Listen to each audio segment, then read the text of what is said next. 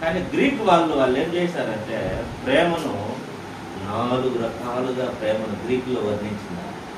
దాని పేరు ఒకటి వచ్చేసి ఆ నిర్వచనాలు వాళ్ళు ఏం చెప్తారంటే గ్రీకులో వాళ్ళు దాన్ని ఒకటి వచ్చేసి స్టోర్గే అనే మాట. గ్రీకులో స్టోర్గే ఇది ఏ ప్రేమను ఇది తెలియజేస్తుందంటే కుటుంబ సభ్యుల మధ్య ఉన్న ప్రేమను తెలియజేస్తారు. స్టోర్గే అనే ప్రేమ కుటుంబ సభ్యుల మధ్య ఉన్న ప్రేమను తెలియజేస్తారు. అలాగే ఇంకొక మాట ఉన్నది ఎరోస్. ఎరోస్ అనే ప్రేమ ఇది భార్య భర్తల మధ్య ఉండే ప్రేమను తెలియజేస్తారు. ఈ ఎరోస్ అనే ప్రేమ.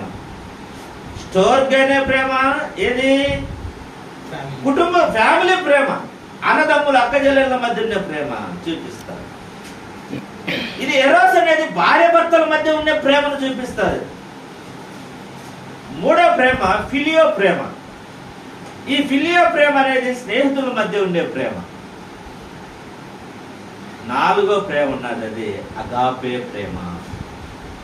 అది యేసుక్రీస్తు చూపించిన ప్రేమ, ఏ బదులు ఆశించని ప్రేమ, నిస్వార్థమైన ప్రేమ.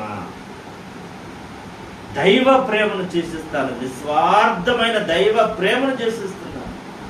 మనం ఇంకా పాపులమై ఉండగానే మన కోసం ఆయన మృతి పొందినాడు. మనం ఇంకా పాపంలో ఉండగానే మన కోసం ఆయన ప్రాణం పెట్టిన ప్రేమ. అటువంటి ప్రేమ, ఏ బదులు ఆశించని ప్రేమ, నేనంటే అది ఎక్స్పెక్ట్ చేయని ప్రేమ.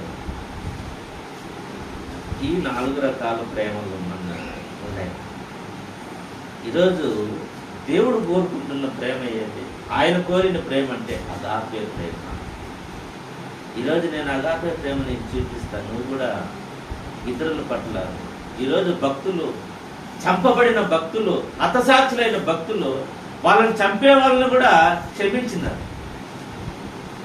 అది ఎవరికి వస్తుంది అంటే ఎవరి హృదయంలో యేసుక్రీస్తు నివసిస్తాడు వాడే మాత్రమే చూపిస్తాడు ఈ ప్రేమని. ఎవడు చూపించలేడు, ఎవడు వల్ల కాదు.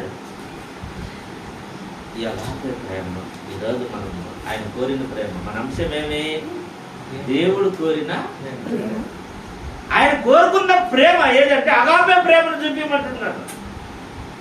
నిస్వార్థమైన ప్రేమను చూపించు అంటున్నాడు.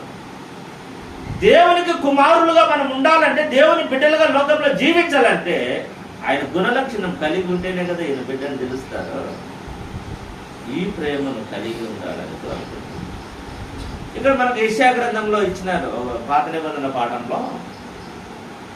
అక్కడ ఉపవాసం గురించి ఉన్నారు. ఉపవాసం చేయండి,